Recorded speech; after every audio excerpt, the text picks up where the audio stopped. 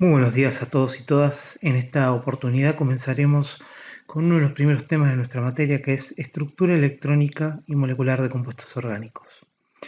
Eh, pero antes de comenzar, me gustaría comenzar a hablar un poco de qué se trata la química orgánica, de qué trata esta materia. La química orgánica es una disciplina, una rama de la química que se encarga del estudio de aquellas sustancias que contienen carbono en su composición, es decir, que tienen átomos de carbono formando parte de la composición de estos compuestos, con excepción de algunas sustancias como las formas alotrópicas del carbono, los óxidos de carbono, los sulfuros de carbono, los ácidos carbónico, cianhídrico, ciánico, tiociánico y sus sales inorgánicas.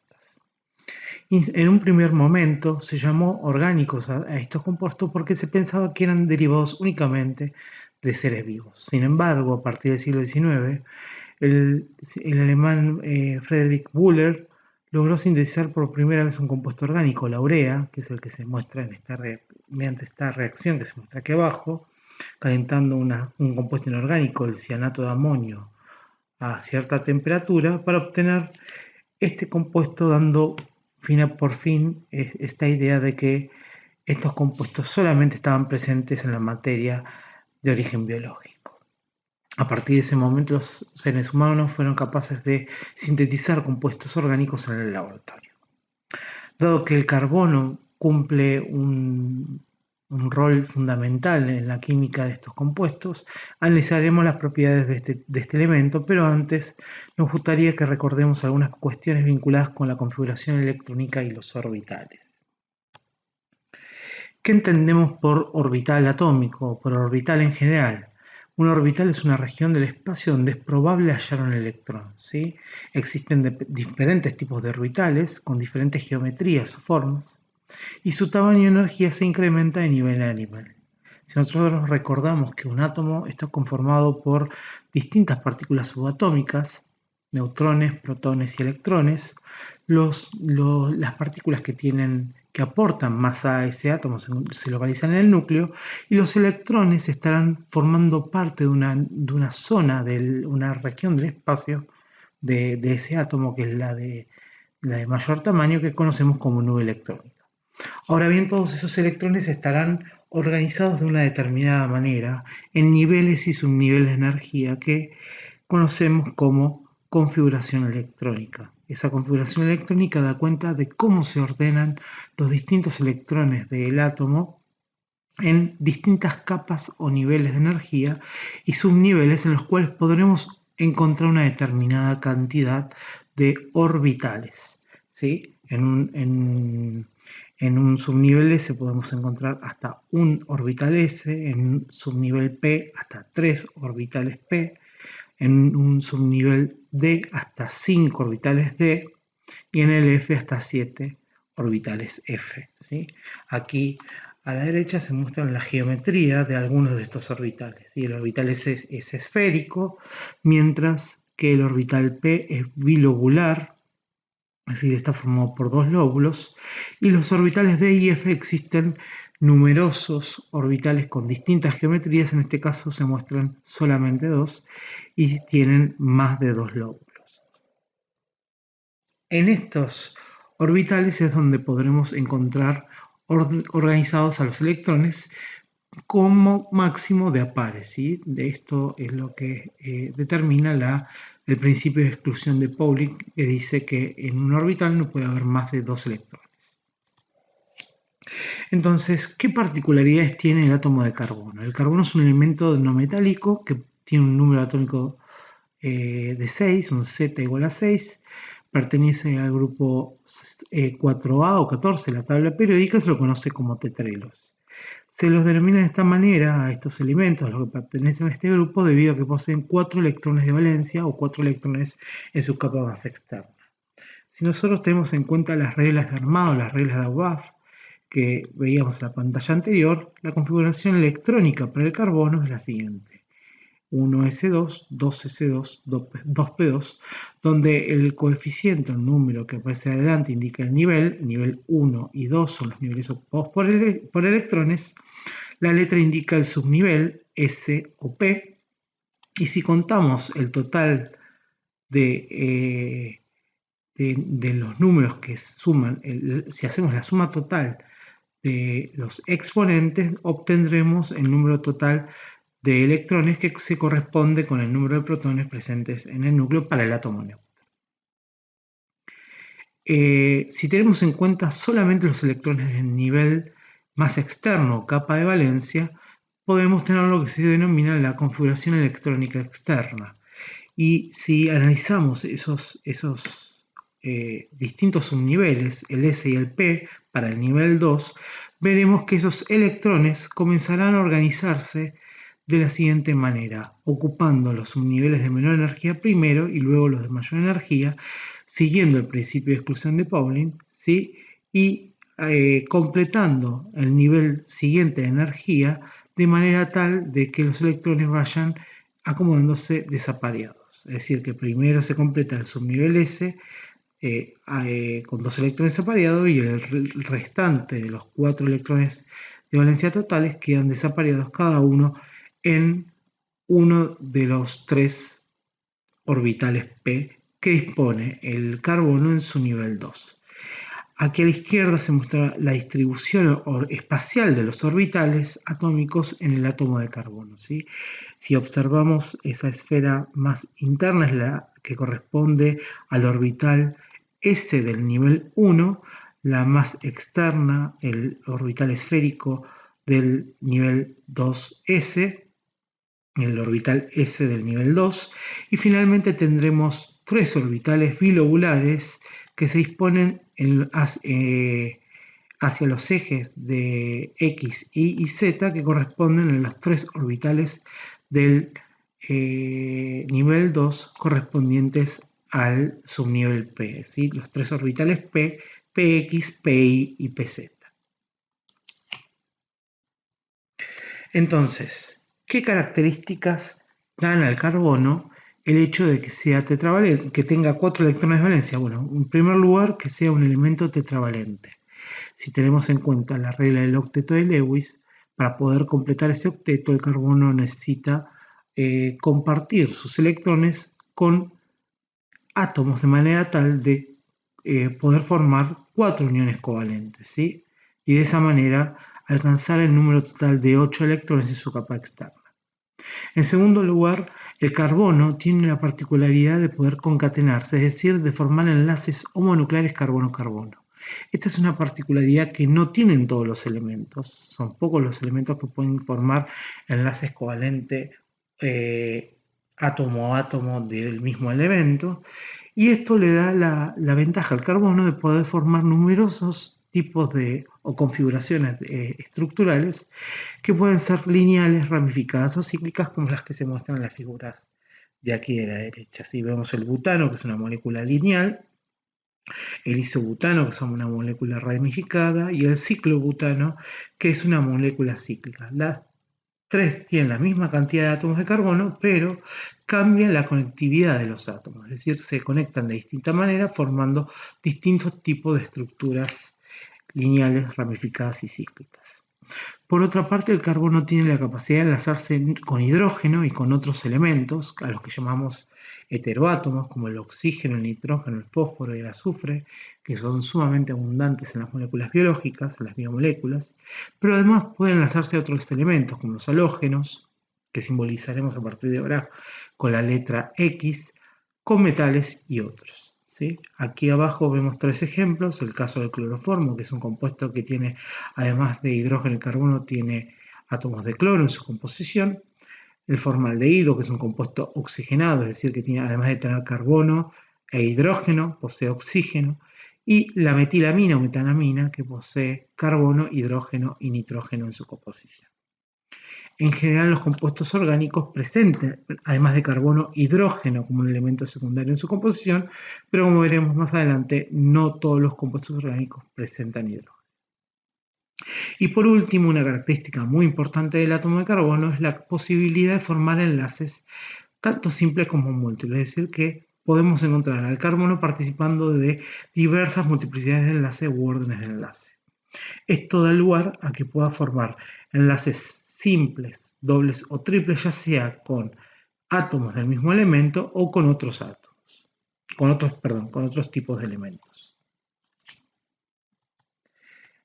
Entonces, de esta manera podemos encontrar al carbono participando de entidades moleculares que forman parte de tanto de sustancias inorgánicas como orgánicas. Como ya hablamos hace un momento en las primeras diapositivas, el carbono puede encontrarse en su forma alotrópica o elemental de distintas maneras, como diamante, el grafito, los fulerenos, que son estructuras esféricas, policíclicas, formadas enteramente por átomos de carbono, el carbono amorfo, los nanotubos de carbono que tienen muchísimas aplicaciones actualmente en nanotecnología, que son formas alotrópicas de carbono, es decir, formas de carbono elemental constituida completamente por átomos de carbono. En general, otra particularidad de los compuestos orgánicos es que, como dijimos hace un rato, además de carbono poseen hidrógeno en su composición, pero hay ciertas excepciones. Por ejemplo, el caso de la urea, que fue el elemento que vimos al principio, el primer compuesto orgánico sintetizado en el siglo XIX, y aquí vemos otro ejemplo del octabromo cubano o perbromo cubano, que es un compuesto en la que los átomos de carbono forman una estructura cúbica de enlaces covalentes y la valencia restante, digamos la cuarta valencia, está completada con un enlace carbono-bromo simple. Y lo otro interesante es que no todos los átomos de carbono, perdón, no todos los compuestos carbonados, no todos los compuestos orgánicos presentan uniones carbono-hidrógeno. El caso típico, el contraejemplo, ¿no? para esta idea de que todos los compuestos orgánicos tienen enlaces carbono-hidrógeno, es el caso del cianuro de hidrógeno, donde vemos una unión carbono-hidrógeno, pero esta molécula se trata de un compuesto inorgánico. Entonces, teniendo en cuenta que el carbono es tetraédrico, que puede formar tanto estructuras cíclicas como lineares y ramificadas, que pueden enlazarse a átomos del mismo elemento u otros átomos como hidrógeno o heteroátomos, y que puede formar enlaces simples, dobles y triples, da lugar a que existe una gran variabilidad de estructuras posibles para los compuestos orgánicos. Entonces, ¿por qué dedicar un capítulo aparte de la química para estudiar este tipo de compuestos? Bueno, justamente por la riqueza y la variabilidad que existe a nivel estructural. Para que tengamos una idea en números, existen conocidos 118 elementos, de los cuales 94 son naturales. En total, en nuestro planeta, entre sustancias naturales y artificiales, existen registradas 135 millones de sustancias. ¿Sí? Esto es un número que está presente en el CAS, que es un registro de sustancias de la Sociedad Química de los Estados Unidos. Del total de sustancias conocidas, un 95% de ellas corresponden a compuestos orgánicos, ya sean de carácter sintético, artificial o natural. Por eso es importante dedicar un capítulo entero de la química al estudio de este tipo de sustancias.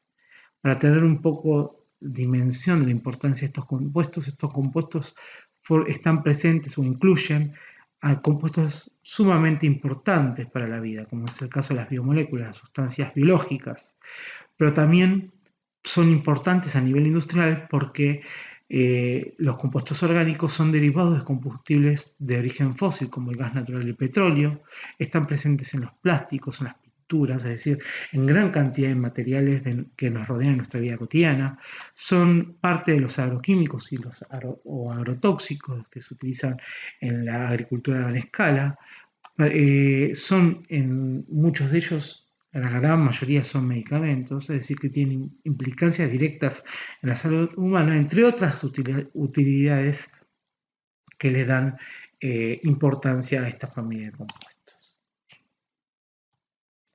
Entonces, ¿cuáles son los objetivos de la química orgánica como disciplina? Estudiar y predecir las propiedades físicas y químicas de los compuestos orgánicos. Ese va a ser el objetivo fundamental de nuestra materia.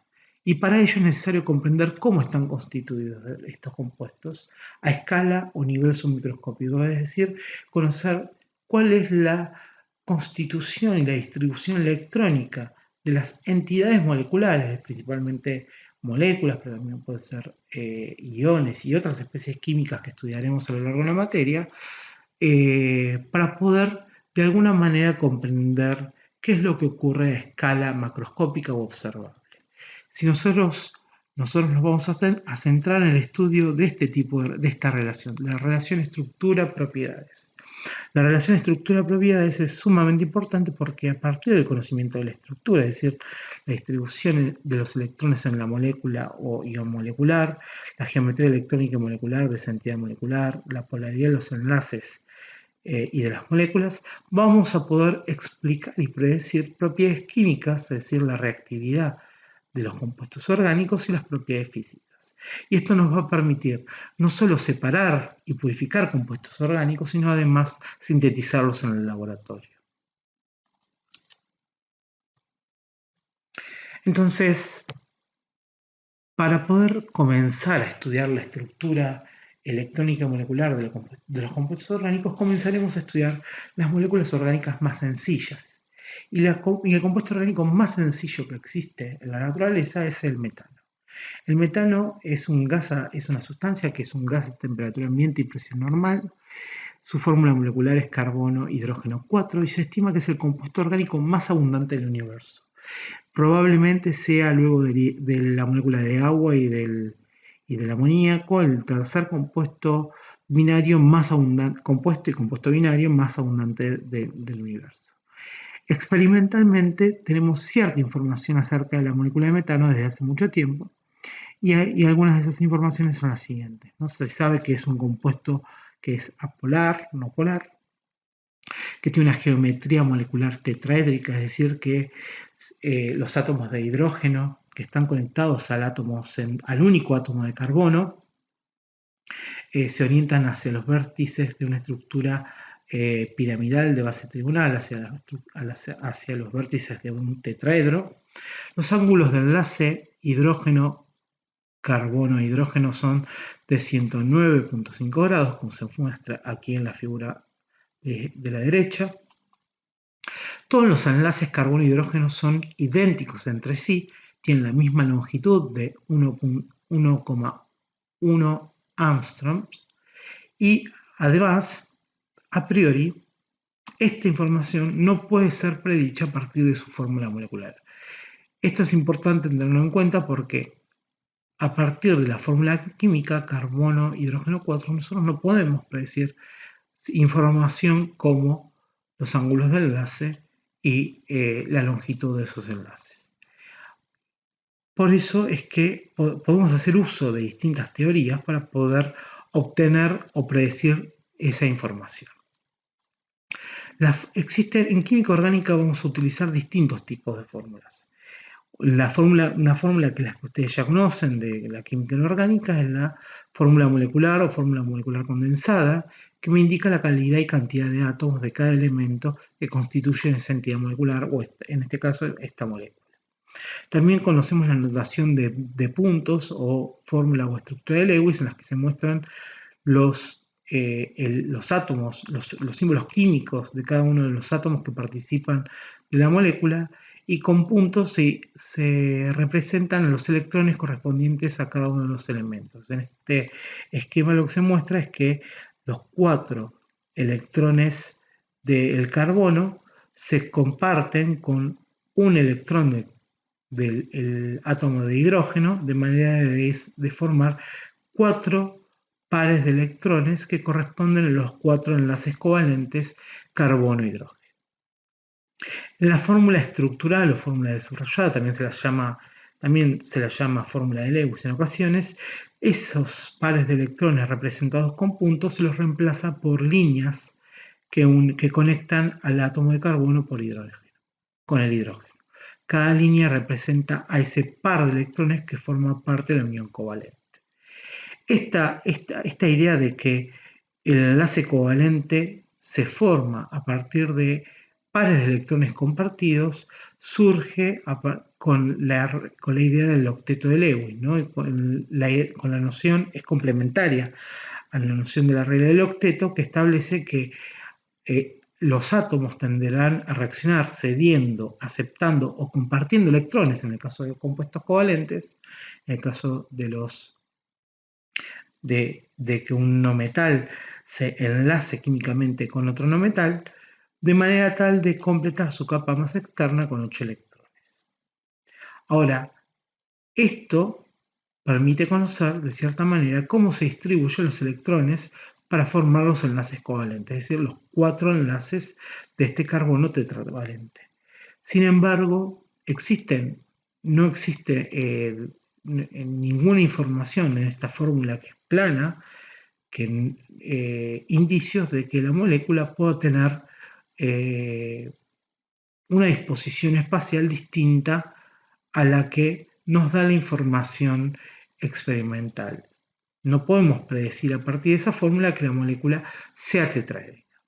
Para eso surge posteriormente a la regla del octeto una teoría que es la teoría de repulsión de pares electrónicos de valencia, que establece que las distintas densidades electrónicas, es decir, los pares de electrones, ya sean las uniones simples, carbono, hidrógeno, los enlaces múltiples o los pares de electrones no compartidos, constituyen densidades electrónicas y por lo tanto se repelerán lo más posible para esas densidades electrónicas tenderán a repelerse entre sí y por lo tanto se dispondrán en el espacio para alejarse lo más posible.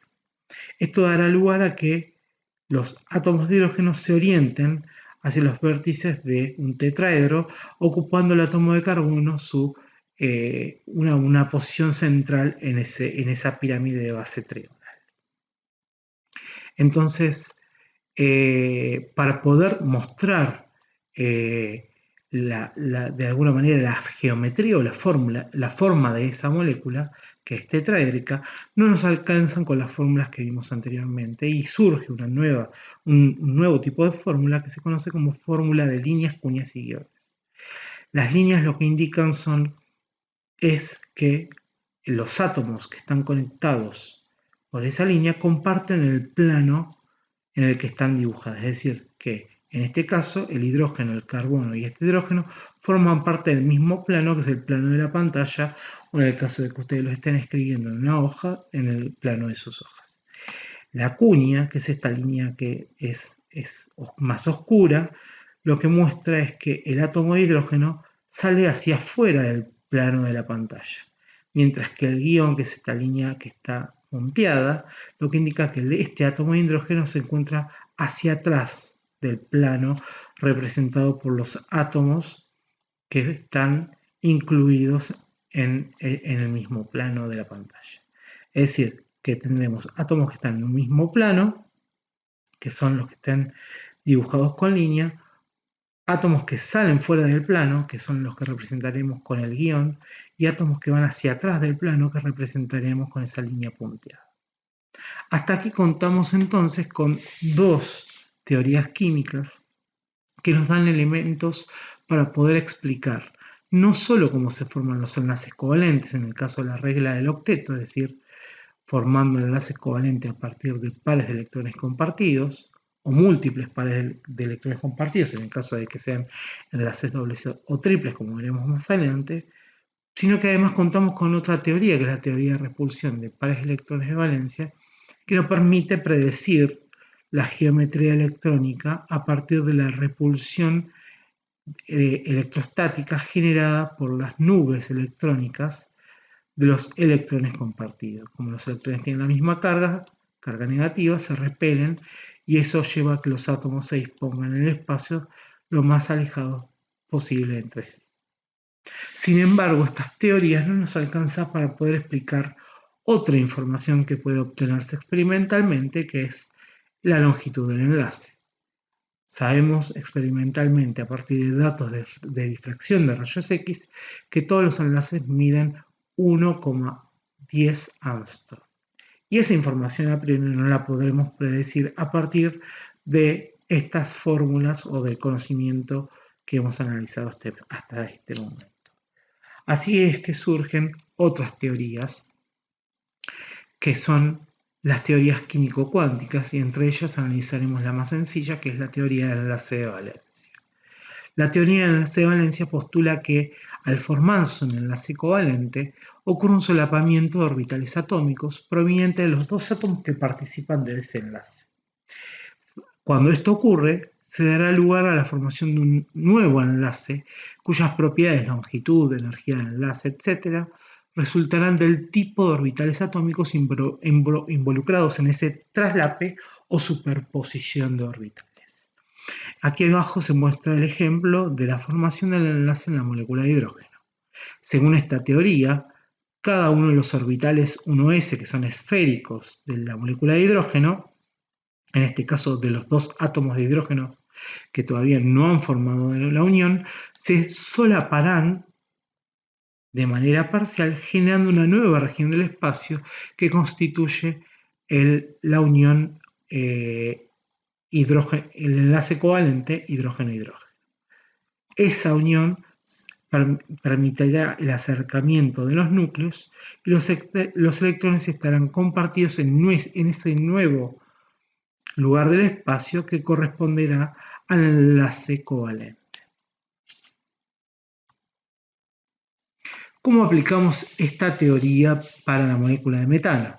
Bueno, para formar uniones carbono-hidrógeno bastaría con superponer los orbitales del carbono y el hidrógeno con un electrón cada uno de ellos para formar el nuevo enlace. Es decir, que el carbono aporta un orbital con un electrón, el hidrógeno aporta su orbital S con un electrón y de esa manera se completarían los dos electrones requeridos para formar la unión covalente. Para formar cuatro enlaces con hidrógenos, el carbono debe previamente, sin embargo, pasar de un estado basal de menor energía en el que están los dos electrones del orbital S apareados a un estado excitado en el cual un electrón del orbital S pasa a ocupar el orbital P que está vacante. De esta manera, ahora sí contamos con los cuatro orbitales, el S y los tres orbitales P del nivel 2 del átomo de carbono, es decir, del nivel de valencia, contan cada uno con un electrón desapareado. Hasta aquí estaríamos en condiciones de poder enlazar al carbono con cuatro átomos de hidrógeno y de esa manera formar los cuatro enlaces covalentes. Sin embargo, si en este momento ocurriera ese solapamiento, con orbitales S del hidrógeno, no todos los enlaces carbono serían del mismo tipo. Tendríamos tres orbitales que surgirían del solapamiento de los orbitales P del carbono con el orbital S del hidrógeno y un cuarto enlace que surgiría del solapamiento del orbital S del hidrógeno con el orbital S del carbono. Por lo tanto, esto no alcanza aún para poder explicar por qué los cuatro enlaces del enlace son idénticos y tienen la misma longitud. Ante este escenario surge la idea de la hibridación. Lo que postulan los químicos, en particular esta idea la postuló por primera vez Linus Pauling, es que de alguna manera los orbitales atómicos, previamente a la formación del enlace covalente, experimentan un proceso que se denomina hibridación, por el cual los orbitales atómicos puros, es decir, el orbital S, P, D o F, pueden participar cualquiera de esas cuatro calidades de orbitales, se combinan o se mezclan, se hibridan, para formar nuevos orbitales atómicos que llamaremos orbitales atómicos híbridos. En este caso, lo que ocurre es que los cuatro orbitales del carbono en su estado excitado se hibridan para formar cuatro nuevos orbitales que conoceremos como orbitales sp3. Se denominan de esta manera porque se combinan el orbital S y los tres orbitales P del carbono, ¿sí? El orbital S esférico y los tres orbitales bilobulares P del carbono se combinan para formar cuatro nuevos orbitales sp3, que son orbitales híbridos, que tienen una geometría, una forma, que ya no es ni la del orbital P ni la del orbital S. Entonces, como producto de este proceso de hibridación, se mezclan o se combinan 4 orbitales atómicos, un orbital 2s y los 3 orbitales 2p, el px, el pi y el pz, es decir, los 3 orbitales p que son bilobulares y que están orientados en cada uno de los ejes coordenados, con el s se mezclan para formar nuevos orbitales que son los que llamamos orbitales sp3. Notemos que los orbitales híbridos resultantes ya no tienen la misma forma del orbital S ni la forma de los orbitales P. Son bilobulares, pero son menos alargados que el orbital P. ¿Por qué? Porque tienen cierto carácter S. ¿Qué significa decir que tiene cierto carácter S? Que en su estructura hay rasgos de ese orbital que participó del proceso de hibridación o de hibridización. Esos 4 orbitales híbridos son degenerados, tienen la misma energía y la misma forma, que es lo que veíamos en el diagrama de energía de la pantalla anterior.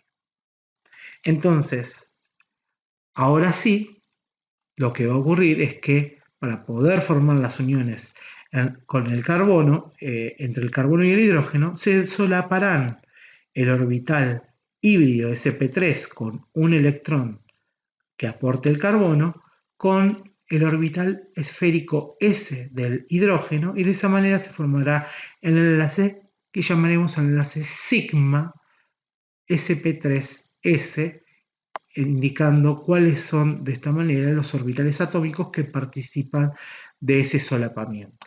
Es decir, la superposición de los dos orbitales atómicos, uno del hidrógeno y el otro del carbono, darán lugar a la formación de un nuevo enlace que conoceremos como enlace sigma carbono-hidrógeno. Y ese enlace se formará y se dispondrá sobre el eje que conecta a los dos núcleos, que conocemos como eje internuclear. De esta manera podemos construir un modelo de orbitales para la molécula de metano en la cual tenemos el átomo de carbono en una posición central, sus 4 orbitales sp3 estarán orientados hacia los vértices del tetraedro. Esto explica la geometría tetraédrica que podíamos predecir ya con la teoría de repulsión de los pares electrónicos de valencia, es decir, por la TREPEP, pero ahora ya con aportes de la teoría de la mecánica cuántica, y esos orbitales sp3 se solaparán con los orbitales esféricos 1s del hidrógeno, con los 4 orbitales 1s, uno de cada uno de los hidrógenos, y de esta manera se completarán en cada orbital sigma 2 electrones, el que aporte el hidrógeno y el que aporte el carbono, completando así el octeto del carbono y el dueto, los 2 electrones de valencia requeridos para el hidrógeno. Aquí a la derecha se muestra un modelo de esferas y varillas para la molécula de metano que está rotando en el espacio. Veamos ahora qué ocurre con moléculas más complejas. Pasemos a otra molécula que tenga ya no uno, sino 2 átomos de carbono.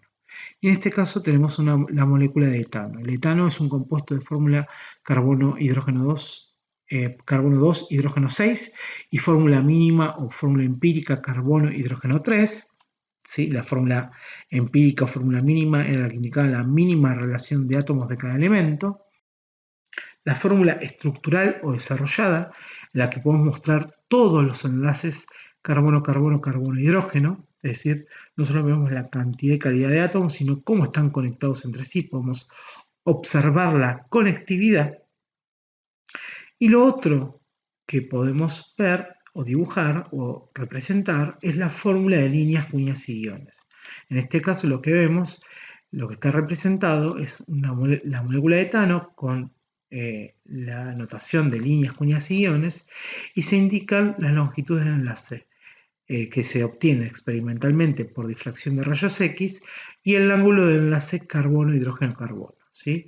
La longitud del enlace es de 154 ppm o 1,54 Armstrong para el enlace carbono-carbono, y lo que se sabe experimentalmente es que todas las uniones carbono-hidrógeno son equivalentes y miden 1,1 Armstrong. Lo interesante de esta molécula es que, al igual que en el metano, todas las uniones son uniones simples o uniones sigma. A las fórmulas que vimos anteriormente, a partir de los dos átomos de carbono, podemos sumar una nueva fórmula, que es la fórmula que conocemos como fórmula de zigzag o esquelética. Esta fórmula es una fórmula en la cual los átomos de carbono están implícitos, es decir, no se dibujan. Y tampoco se dibujan los hidrógenos que están conectados a los carbonos. Es decir, que solo se dibuja un segmento que representa la unión carbono-carbono. Los átomos de hidrógeno conectados a los carbonos, así como los carbonos, no se representan y están representados por los extremos de ese segmento. Entonces, ¿cómo podríamos construir un modelo para esta molécula? Bueno, podemos pensar a la molécula de etano como dos moléculas de metano que han perdido un átomo de hidrógeno y que se han conectado a partir del solapamiento de dos orbitales sp3 híbridos. Es decir, que nuevamente tenemos dos carbonos con hibridación sp3, por lo tanto cada uno de esos carbonos antes de enlazarse covalentemente va a tener 4 orbitales híbridos sp3, 3 de ellos se solaparán con 3 hidrógenos y el restante se solapará con el orbital atómico híbrido sp3 del otro carbono para formar una nueva unión que denominaremos unión sigma sp3sp3. El resto de las uniones, las 6 uniones químicas restantes, serán uniones covalentes que llamaremos sigma sp3s, como en el caso del metano, que corresponden al solapamiento entre el orbital híbrido sp3 y el orbital del hidrógeno, que es el orbital 1s. Ahora, ¿qué ocurre cuando la molécula presenta enlaces múltiples? Analicemos el caso de la más sencilla, con un enlace doble carbono-carbono. Y esta molécula es la molécula de etileno o eteno. El etileno es un compuesto sumamente abundante, es uno de los compuestos químicos más sintetizados en nuestro planeta, se utiliza a gran escala para la producción de polietileno, un plástico sumamente utilizado, uno de los 3 plásticos comerciales más utilizados sobre nuestro planeta, y tiene una fórmula carbono 2 hidrógeno 4. La fórmula estructural o la fórmula de línea cuñas y iones es la que se muestra aquí a la derecha. ¿Sí? Tenemos dos átomos de carbono conectados entre sí mediante una unión doble y que completan su valencia, es decir, sus 4 enlaces, conectándose cada uno de ellos a 2 hidrógenos. Experimentalmente se sabe que las uniones, los ángulos de enlace hidrógeno-carbono son de 121 grados y el ángulo hidrógeno-carbono-hidrógeno es de 118 grados. Ambos ángulos son cercanos a 120 grados, que es lo esperado para una geometría trigonal plana, ¿sí? Según la teoría de repulsión de pares electrónicos de valencia. Se sabe además que la unión carbono-carbono y carbono-hidrógeno miden respectivamente 138 picómetros y 109 picómetros. En el caso de la representación o fórmula de zigzag o esquelética o esqueletical para este compuesto, se representa de esta manera, ¿no? Dos segmentos paralelos donde lo que estamos representando es la unión doble carbono-carbono, quedando nuevamente implícitos el carbono de cada uno de los extremos y los hidrógenos unidos a él. Otra cosa que sabemos experimentalmente es que la molécula es plana y por esta razón hemos representado en líneas y no hemos utilizado ni cuñas ni guiones para poder mostrar los enlaces covalentes carbono-hidrógeno. Los 6 átomos de la molécula, los 4 de hidrógeno y los 2 de carbono, forman parte del mismo plano. ¿Qué es lo que nos dice la TEP respecto a esta molécula? Bueno, en principio sabemos a partir de la teoría de repulsión de pares electrónicos de valencia y de los datos experimentales que la geometría de cada uno de los dos carbonos es trigonal plana.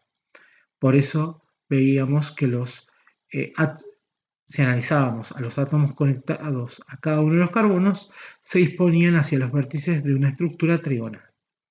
La hibridación de ambos carbonos, en este caso, no es sp3, sino que la llamamos sp2. En vez de combinarse en el momento de hibridizar los orbitales atómicos no híbridos, los 4 orbitales presentes o disponibles en el nivel de valencia, lo que ocurre es que se combinan solamente el orbital S y 2 de los orbitales P, el px y el py.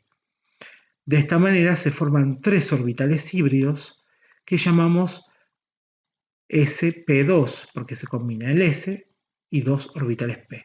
Y queda uno de los orbitales P, el orbital en este caso el pz, sin hibridar con un electrón. De esta manera tenemos los 4 electrones de valencia ocupando cada uno, desapareado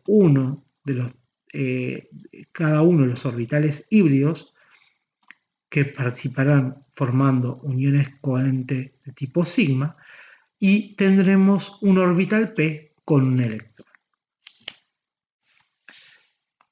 En el enlace doble carbono-carbono, entonces, se formará en primer lugar a partir del solapamiento frontal de 2 orbitales sp2, que es lo que se muestra un poco en el modelo de aquí abajo de orbitales.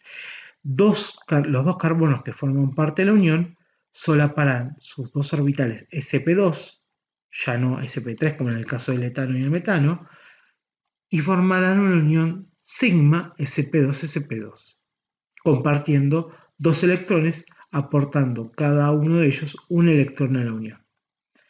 Las uniones carbono-hidrógeno serán también equivalentes las 4 entre sí, pero ahora no serán sigma sp3s, sino sigma sp2s, porque la hibridación del orbital cambió respecto al etano y metano. Y lo que quedarán sin participar de esas uniones sigma son los orbitales P, uno para cada carbono con un electrón desapareado. Esos orbitales P podrán acercarse en el espacio y solaparse de manera no frontal, como ocurre en las uniones sigma, sino de manera lateral. Se solaparán de costado, ¿sí? Los lóbulos superiores se solaparán parcialmente y los inferiores también, formando un nuevo enlace covalente que llamamos enlace pi. Las uniones sigma entonces se forman a partir del solapamiento de los orbitales híbridos entre sí o híbridos con orbital s u orbitales s exclusivamente, como ocurre en la molécula de hidrógeno, mientras que los orbitales pi en las moléculas orgánicas principalmente se formarán por solapamientos de orbitales p. Las 4 uniones simple carbono-hidrógeno, como dijimos, son enlaces sigma carbono-hidrógeno, donde el carbono porta un orbital sp2 y el hidrógeno porta su orbital s con un electrón cada uno, y todas las uniones medirán lo mismo.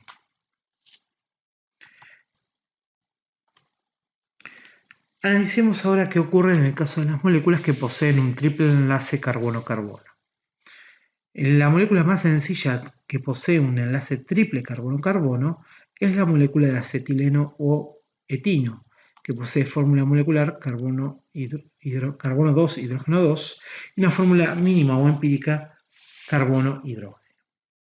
Experimentalmente se sabe que es una molécula lineal, es decir, que el ángulo de enlace carbono-hidrógeno-carbono es de 180 grados, y que el enlace carbono-carbono y el enlace carbono-hidrógeno miden respectivamente 1,2 Armstrongs y 1,08 Armstrong. La fórmula de zigzag o esquelética se representa como 3 segmentos paralelos entre sí, donde los extremos indican o corresponden a cada uno de los 2 carbonos que forman parte de la molécula. Nuevamente, carbonos e hidrógenos están implícitos, no se escriben. ¿Cómo podemos explicar qué es lo que ocurre desde el punto de vista de la hibridación y la teoría del enlace de valencia para formar estos enlaces? Bueno, en este caso, en vez de participar en la hibridación los 4 orbitales, como ocurrían, los 4 orbitales atómicos de carbono no hibridado, como ocurrían en el caso del metano y el etano, o 3, como ocurría en el caso de la molécula de eteno. En el caso del etino, en la hibridación se combinan el orbital 2s y un orbital 2p. Solamente estos 2 orbitales se combinan, formando 2 nuevos orbitales híbridos que llamamos sp, justamente porque se forman a partir de la combinación o la mezcla de un orbital s y el orbital p. Los 2 otros orbitales p restantes quedarán cada uno con un electrón.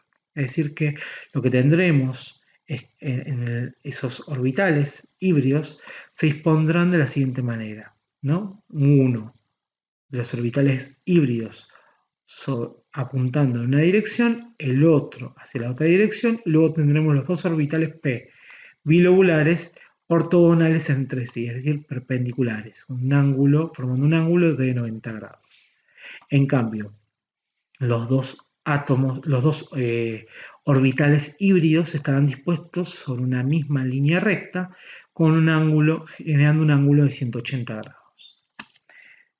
Cuando esos 2 átomos de carbono se solapen, lo que ocurrirá primero será la formación de una unión sigma, que en este caso se denomina sigma sp-sp, porque los dos orbitales híbridos que participan de ese solapamiento ya no son sp2 o sp3, como ocurría en las moléculas anteriores, sino que son orbitales atómicos sp, y los 2 orbitales híbridos restantes se solaparán con el orbital 1s del hidrógeno para formar las uniones sigma sp-s o sigma carbono-hidrógeno. ¿Qué es lo que ocurrirá con el resto de las uniones? ¿Cómo se forma el enlace triple? Si hasta aquí formamos un solo enlace. Bueno, el resto de los enlaces se formarán por solapamiento lateral de las nubes de los lóbulos superiores e inferiores de cada orbital p. Es decir, un orbital p paralelo a otro orbital p podrán acercarse en el espacio y solaparse para formar un orbital o enlace pi, mientras que el otro orbital p, que es perpendicular respecto del otro, se colocará paralelo consecutivo al orbital p del otro carbono para formar otra unión pi. De esta manera se completan los 3 enlaces que conectan a los 3 carbonos. Una unión sigma que se dispone sobre el eje que conecta a los núcleos, sobre el eje internuclear, y 2 orbitales o 2 enlaces que son más externos, que son los enlaces pi, que se forman por solapamiento de los orbitales p. Entonces, a modo de resumen, algunas características de la hibridación del átomo de carbono. El carbono sp3 se caracteriza entonces por tener 4 densidades electrónicas, ¿sí? En el carbono sp2 encontraremos solamente 3 y en el sp solamente 2.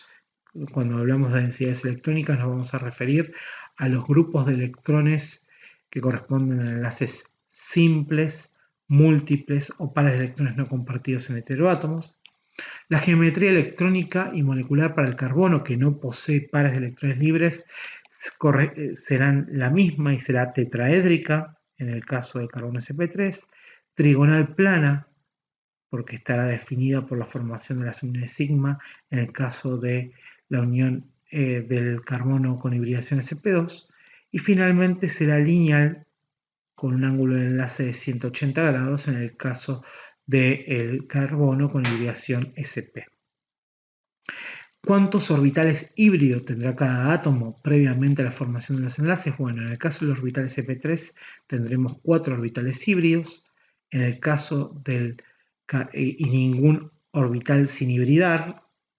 En el caso de los carbonos sp2 tendremos 3 orbitales híbridos orientados hacia los vértices de un triángulo equilátero y un orbital p bilobular sin hibridar, mientras que en el caso del átomo con hibridación sp, del carbono sp, tendremos dos orbitales híbridos, que son los que se muestran en gris, orientados hacia dos extremos de una línea recta, generando la geometría lineal con un ángulo de 180 grados, y dos orbitales en rojo bilobulares que corresponden a los orbitales P que no participaron del proceso de hibridación.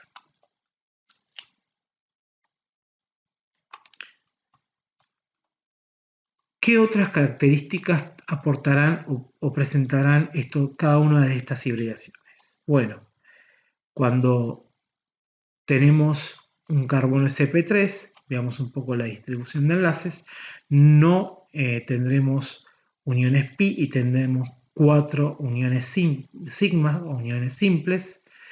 En el caso del carbono sp2 tendremos una unión pi y 3 uniones sigma, es decir, podremos tener una unión doble.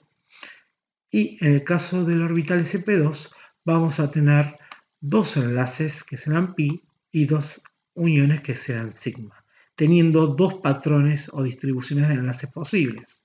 Una unión simple, carbono con hidrógeno, carbono o heteroátomo, y otra unión que será triple, o un carbono que forme dos enlaces con otros carbonos o con otros heteroátomos. El carácter S o la contribución de orbitales del orbital S en la formación de ese nuevo orbital híbrido irá cambiando a medida que cambiemos del tipo de orbital o del tipo de hibridación. Un orbital sp3 tendrá la menor contribución del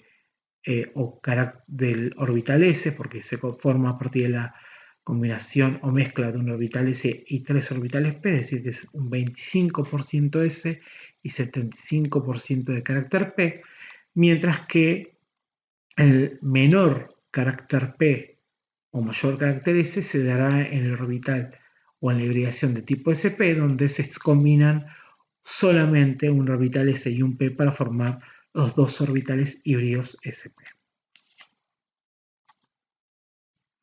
Ahora, ¿qué es lo que cambia en relación a los orbitales atómicos? ¿De qué manera incide la geometría o el carácter P, como vimos antes, en la forma, tamaño y electronegatividad del orbital? Bueno, incide y mucho.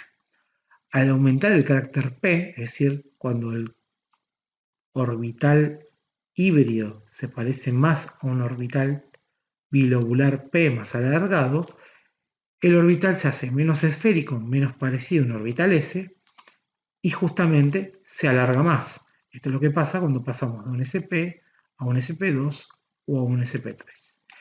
Se incrementa el tamaño y la longitud de ese orbital atómico. Por lo tanto, lo que va a aumentar también es la longitud de los enlaces en los que ese orbital híbrido participa. Y lo otro importante es que va a aumentar la distancia de los electrones respecto del núcleo, que es donde están las cargas positivas, donde están los protones. Esto lo que va a hacer es que al aumentar el carácter P, el orbital sea más alargado, los electrones estén más lejos de las cargas positivas del núcleo y por lo tanto disminuya su electronegatividad, es decir, su capacidad de atraer sus electrones hacia ese par, los electrones presentes en ese orbital hacia el núcleo del átomo.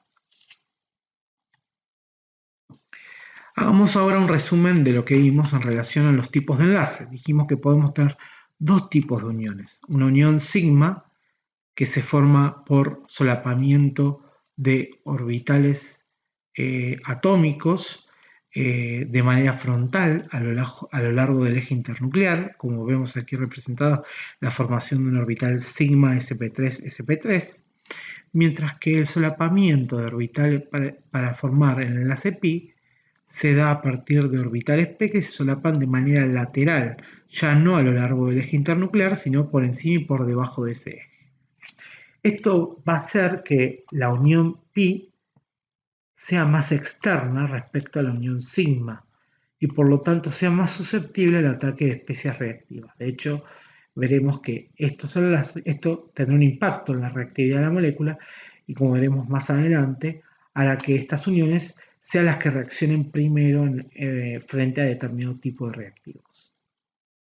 Por otra parte, la unión sigma, por su geometría, que es más bien cilíndrica, será libre, es decir, podrá girar 360 grados, salvo que existan algunas excepciones, como el caso de los compuestos que sean cíclicos o que tengamos conectados átomos o grupos de átomos que sean muy voluminosos y que restrinjan esa rotación. En cambio, al formarse la unión pi, la unión sigma cilíndrica que está conectando los dos núcleos no podrá girar. Es decir, que de la distribución de los átomos o la disposición espacial de los átomos que estén conectados a cada uno de los núcleos que participan de esa unión no variará debido a que la unión pi ya se ha formado.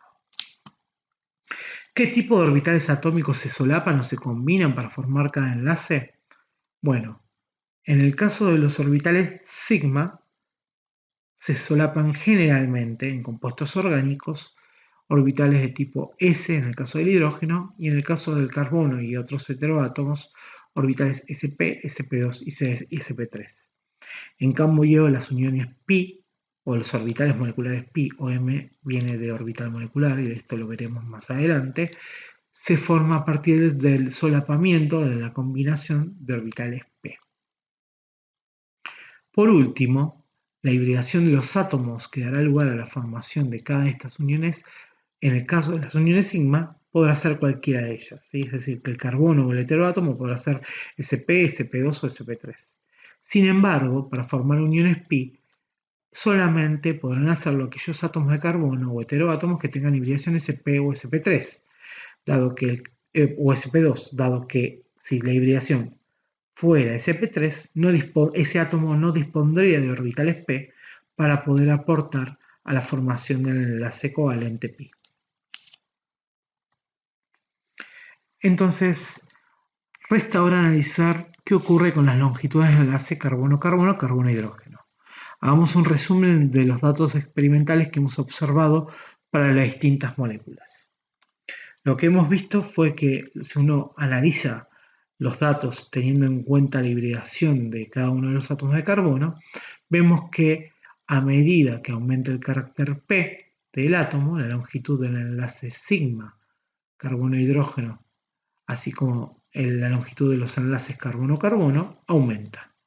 Y esto se debe justamente a que el tipo de solapamiento que se está dando para formar las uniones carbono-carbono, carbono-hidrógeno, cambian dependiendo de la hibridación de cada uno de los átomos. En el caso de la unión carbono-carbono en el etano, donde hay solamente una unión sigma, una unión simple, se están solapando dos orbitales híbridos sp3 de cada uno de los carbonos. En el caso del eteno, se solapan dos orbitales sp2 y en el caso del etino, para formar la unión sigma, se solapan dos orbitales sp. Pero además, la multiplicidad de enlace en el caso del eteno y el etino no es la misma en relación al etano. Aquí la multiplicidad de enlace carbono-carbono es 1, aquí es 2, aquí es 3, por orden de enlace, debido a que además de tener una unión sigma, tenemos la unión pi. Por lo tanto, hay dos cuestiones que hacen que este enlace sea más corto. No solo la naturaleza del orbital o de los orbitales atómicos que se están solapando para formar la unión sigma, que ya son de menor tamaño respecto a los que se solapan para formar la unión simple carbono-carbono, sino que además se están compartiendo mayor cantidad de electrones. En esta región del espacio hay 4 electrones, acá hay 6 y aquí solamente hay 2.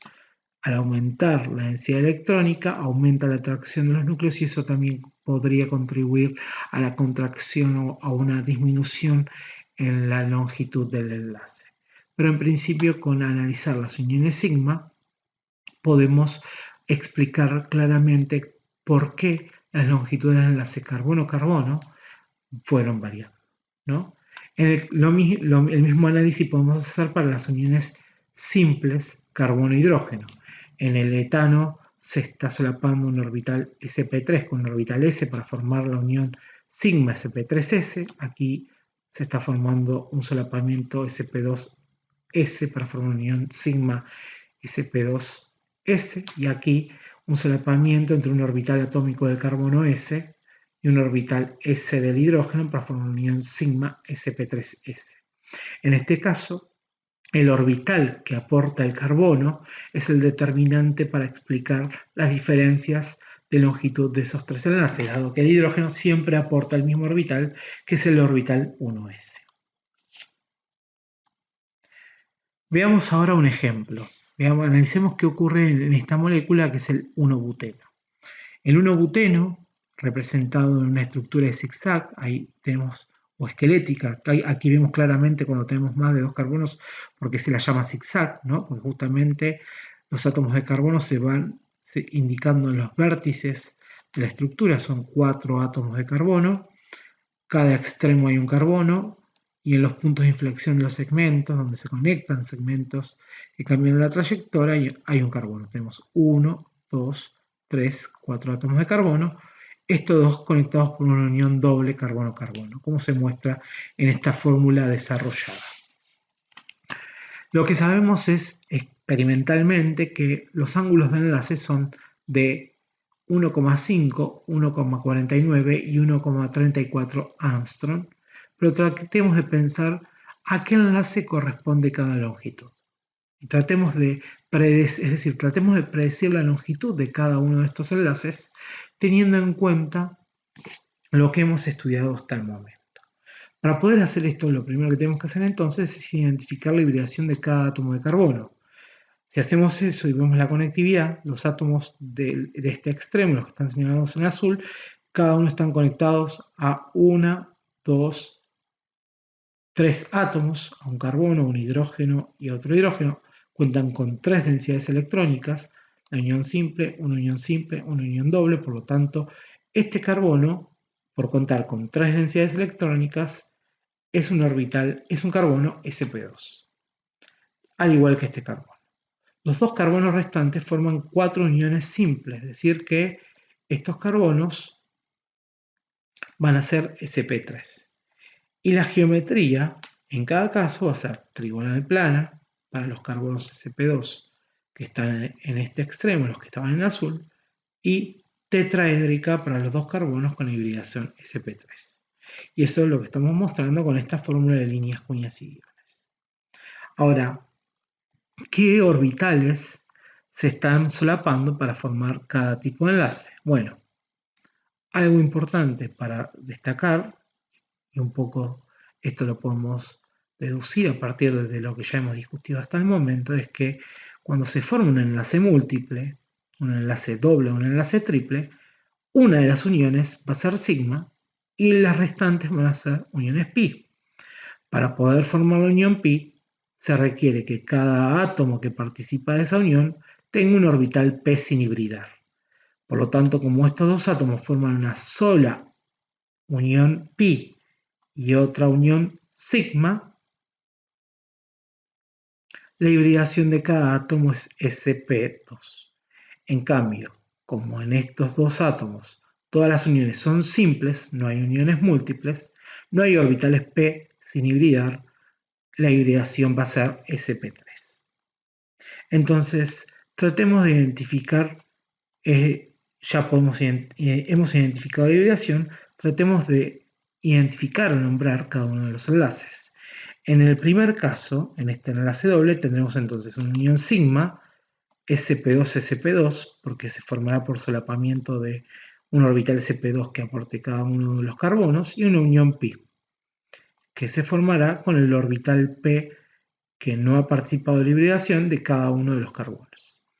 El enlace que está marcado en azul corresponderá a una unión entre el carbono sp2 y el carbono sp3, que también será sigma, es decir, será una unión sigma sp2-sp3. En cambio, la unión restante, carbono-carbono, será una unión entre dos carbonos sp3 y por lo tanto será una unión carbono-carbono sigma sp3-sp3. Entonces, sabiendo que el orbital sp3, el orbital atómico sp3 es más alargado que el orbital atómico sp2 y a su vez S es más alargado que el sp, podemos asumir que el solapamiento de dos orbitales atómicos sp3 dará lugar al enlace de mayor longitud, mientras que el solapamiento de los dos orbitales sp2 dará lugar al enlace de menor longitud. Es decir, que este enlace será el que medirá 1,34 angstroms, mientras que este que se forma por el solapamiento de los orbitales atómicos más alargados medirá 1,52 angstroms. El restante, el orbital sigma sp2, sp3, tendrá la longitud intermedia, que es un poco lo que observamos con los datos asignados aquí abajo. Entonces, para poder comprender o para poder profundizar el estudio de la estructura electrónica de los compuestos orgánicos, además de la teoría de electrónica la teoría de enlace de valencia, existe otra teoría que aporta la química cuántica, que es la teoría de orbitales moleculares. En este caso, se asume que al momento de formarse una entidad molecular poliatómica, pensemos en una molécula, los orbitales atómicos que forman parte de los átomos que van a formar las uniones químicas experimentan un proceso denominado combinación lineal de orbitales atómicos, o CLOA.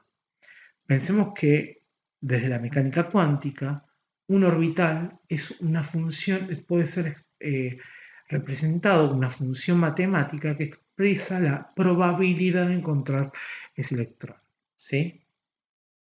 Entonces, la suma de esas ecuaciones, de esas funciones de onda, son las que dan el resultado a este proceso de combinación lineal de orbitales atómicos. Los nuevos orbitales que se forman, según esta teoría, ya dejan de pertenecer a cada uno de los átomos y pertenecen a toda la molécula. Y por eso se los llama orbitales moleculares. Y al igual que ocurría con la hibridación en la teoría de enlace de valencia, en la teoría de orbitales moleculares, el número de orbitales moleculares que se forman como producto de esta combinación lineal de orbitales es igual al número de orbitales atómicos que han intervenido en el proceso de combinación lineal de orbitales. Estos orbitales moleculares, que ya no son del átomo, sino que pertenecen a la molécula, desde el punto de vista de esta teoría, pueden clasificarse en tres grandes grupos: orbitales enlazantes, orbitales antienlazantes y orbitales no enlazantes. Los orbitales enlazantes son aquellos que son efectivamente ocupados por electrones, son los que forman parte del enlace y son los que conocemos como sigma y pi. ¿Sí?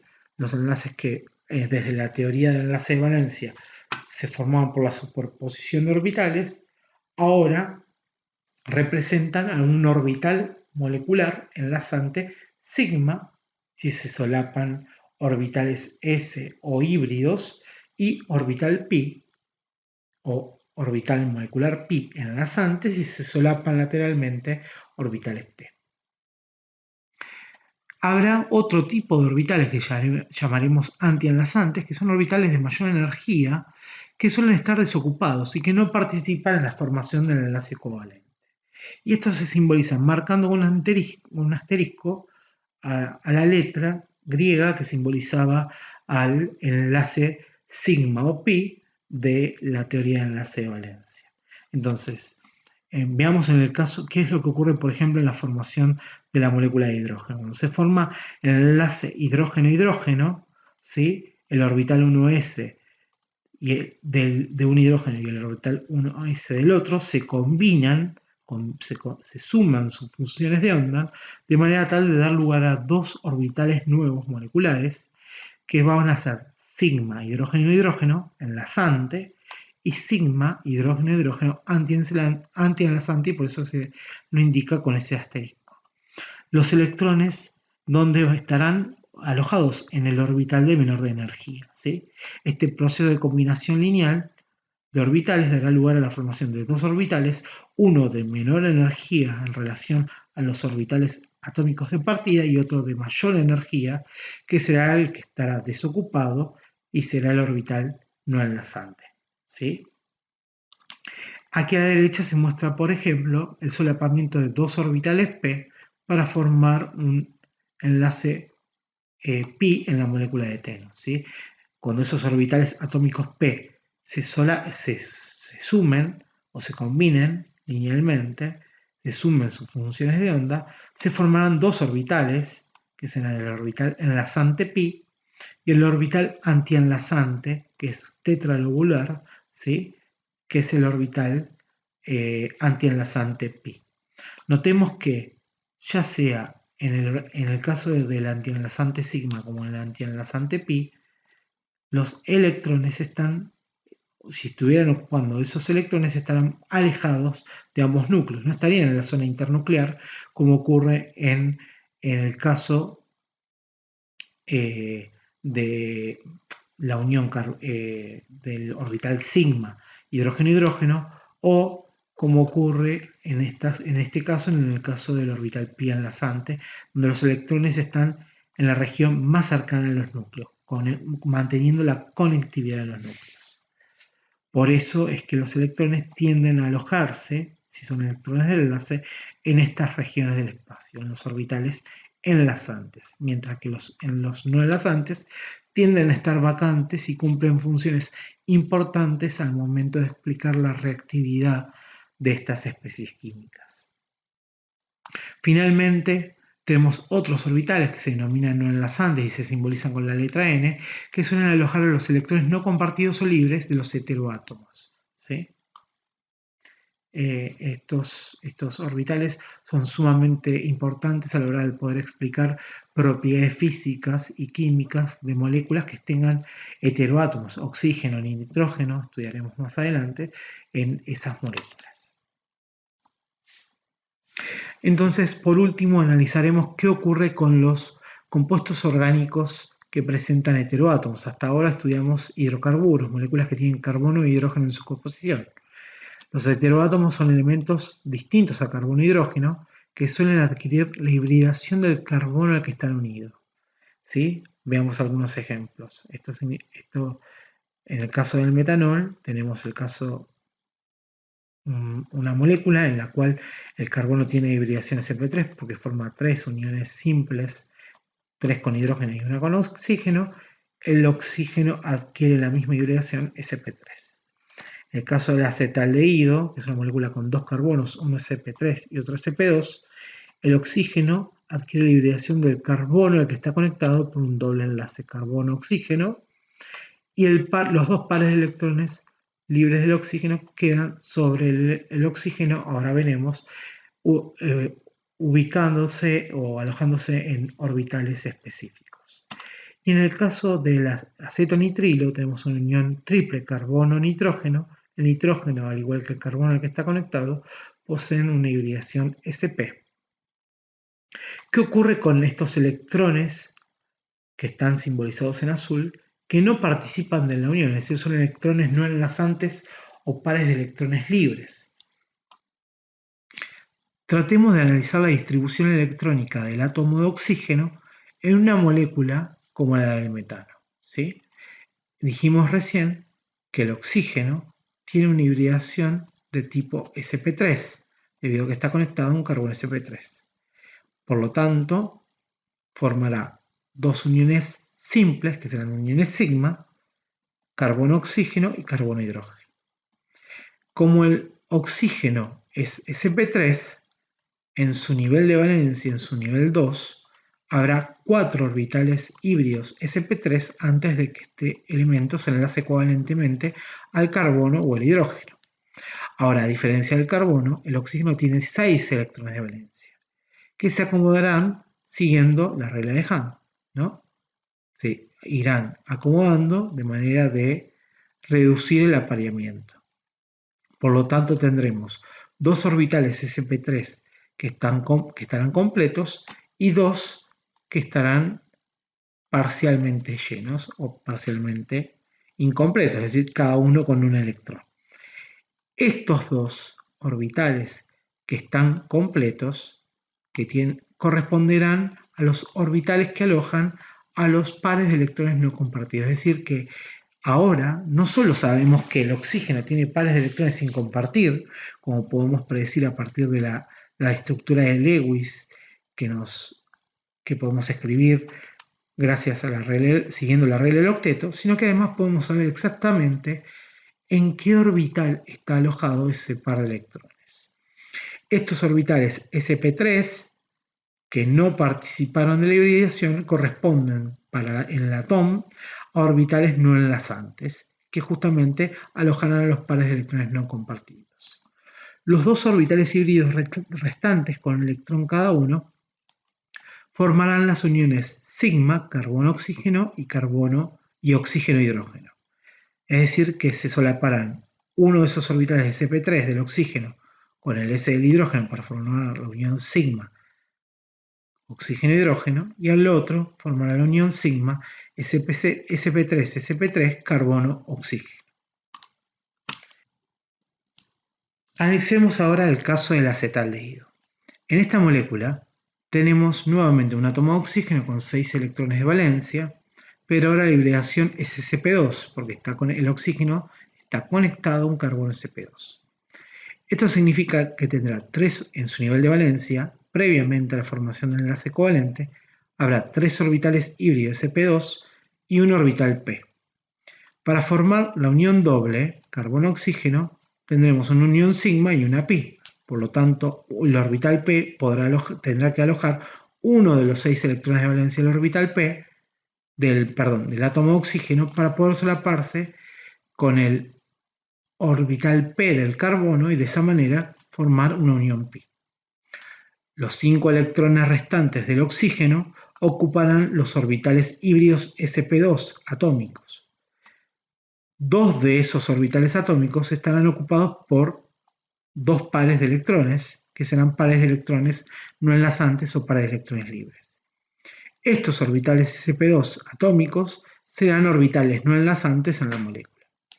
En cambio, el orbital p restante tendrá un electrón que se solapará, el orbital sp2 restante se solapará con un orbital sp2 del carbono también con un electrón, y de esa manera formarán la unión o el orbital enlazante sigma sp2-sp2.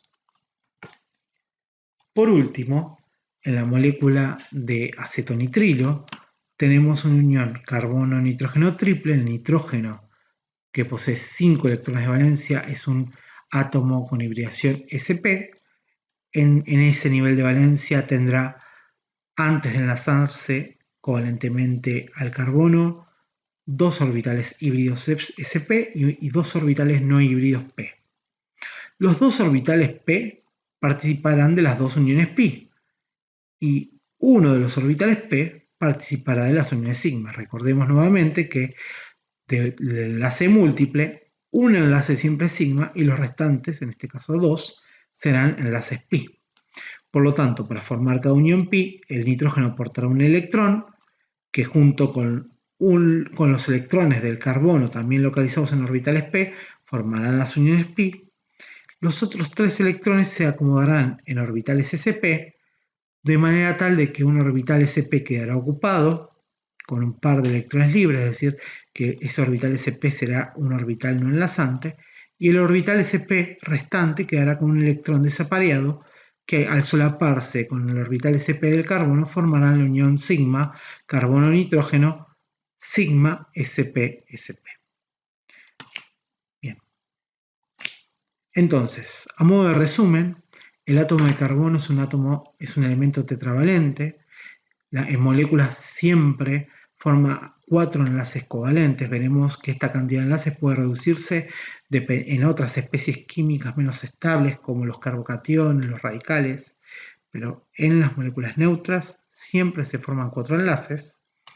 Para construir un modelo de molécula orgánica debemos utilizar varias teorías, algunas químicas como la teoría de Lewis y la teoría de repulsión de pares electrónicos de valencia, y otras que son química cuántica, es decir, que tienen aportes de la mecánica cuántica, como es el caso de la teoría de enlace de valencia o la teoría de orbitales moleculares. También hemos visto que el carbono y los heteroátomos pueden hibridarse antes de formar los enlaces covalentes, de hecho lo hacen, El número de orbitales híbridos, sp, sp2 o sp, es igual al número de orbitales atómicos no híbridos, s o p, que se mezclaron durante el proceso de hibridación. Otra cosa importante a tener en cuenta es que el carácter S o P de un orbital híbrido va a incidir sobre propiedades del orbital o de los enlaces en los que participa, por ejemplo, en la electronegatividad del orbital o en la longitud del enlace. Y otra cosa a tener en cuenta es que los enlaces covalentes pueden formarse teniendo en cuenta dos marcos teóricos que son complementarios. Podemos pensar ese enlace covalente como un solapamiento de orbitales atómicos, lateral o frontal, para formar las asociaciones sigma o pi, teniendo en cuenta la teoría de enlace de valencia, o como una combinación de funciones de onda de orbitales atómicos, CLOA, para formar orbitales moleculares desde la teoría de orbitales moleculares. Siempre debemos tener en cuenta que no es lo mismo un orbital atómico que un orbital molecular. Eso es todo por ahora. Muchas gracias por su atención y nos esperamos en la siguiente clase.